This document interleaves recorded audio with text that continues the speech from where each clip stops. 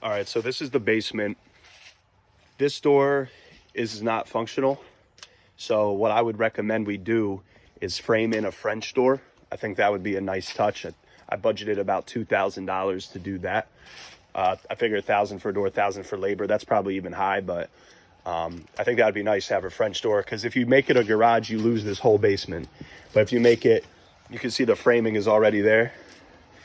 Take these gears down. That's pretty much what we did at Arrow Lane. We actually cinder blocked the wall up and kept just one door. We could do that too. That would probably even be cheaper. Get a new door and just cinder block this in. Down here is pretty dry. We might have to do some mitigation with the gutters. Like, there's not really any gutter support. Gutter extensions to get out of there. It's dark down here, so you can't really see, but there's about 700 square feet. It goes back here, back in that corner. Hot water heater looks good, and that's where I would do the steps from the hallway to come down.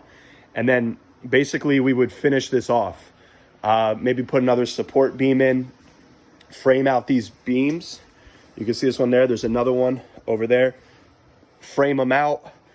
Get a couple electric baseboards down here. There's already propane heater, and run flooring, frame it sheetrock. That makes this 2,400 finished square feet. The other thing I budgeted for, which I think would be good, is if we put another bathroom down here.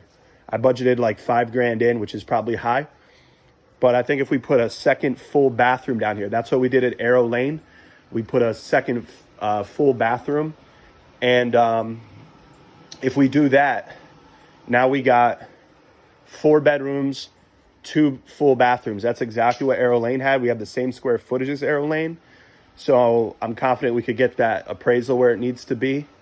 I have a budget based on what I put in for it. And that includes the exterior stuff I went over too.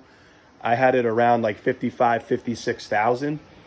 And if this would be done by about start of spring, we might be able to get a little bit more than 220, might be able to get 225. But I definitely feel like with this property, you know, if we sell it at 220, and again, I was very, like bullish on my numbers. We could probably get the 220, and then, we'd come in, probably make like 35,000 on it. But if the numbers actually come in lower, the budget comes in lower, and we stay on top of it, we could turn this into a 40, 45, maybe even $50,000 flip. But I think this is a good solid house, and I like the fact that, we have a comp that I did literally right up the road, like 5 minutes from here. I think that's really important. So it feels like a solid house, and it's got a lot of potential. If we just did the upstairs and don't do down here, we probably are looking at, I don't know, 175, 180 maybe. And at those numbers, if we get it at like the agent said there's an offer of 110 on the table. So if we get it at those numbers, let's say we get it for like 112, waive our commission. If we don't do downstairs, we probably got like 35, 40 into it.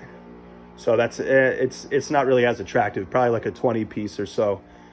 But I think this house definitely has potential.